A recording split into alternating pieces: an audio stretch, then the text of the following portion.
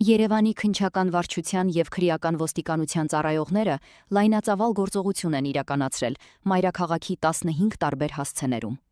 Դատարանի որոշմամբ իրականացված խուզարկությունների արդյունքում բնակարաններում հայտնաբերվել է թմրամիջոցների լայն տեսականի և զենք։ Իրավապահները հայտնաբերել են նաև որսորդական հրացաններ և թմրամիջոցների օգտագործման համար նախատեսված պարագաներ։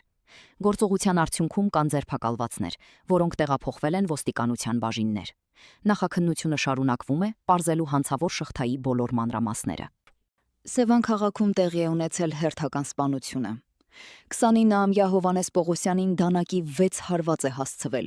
ինչից ժամեր անց նա բժշկական կենտրոնում գիտակցության չգալով մահացել է։ Մարզային քրեական ոստիկանները տաք հետքերով հայտնաբերել են կասկածյալին, 24-ամյա մի երիտասարդի, որը ըստ տեղացիների ունի հոգեկան խնդիրներ և նախկինում եղել է իրավապահների տեսադաշտում։ Դեպքը մեծ վրդովմունք է առաջացրել Սևանի բնակիչների շրջանում, որոնք կատարվածը համարում են ոստիկանության Սևանի բաժնի անգործության հետևանք։ Քաղաքացիների պնդմամբ սպանությունը հնարավոր էր կանխել, եթե բաժնի պետի գլխավորությամբ ոստիկանությունը պատշաճ կատարեր իր պարտականությունները։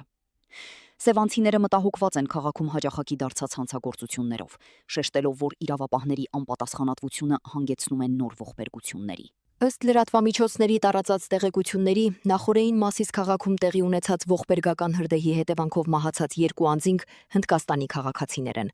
Նրանք վարձակալական հիմունքներով բնակվում էին Երևանյան փողոցի տներից մեկում, որը ծառայում էր որպես հանրակացարան շուրջ 1 տասնյակ օտարերկրացի բանվորների համար։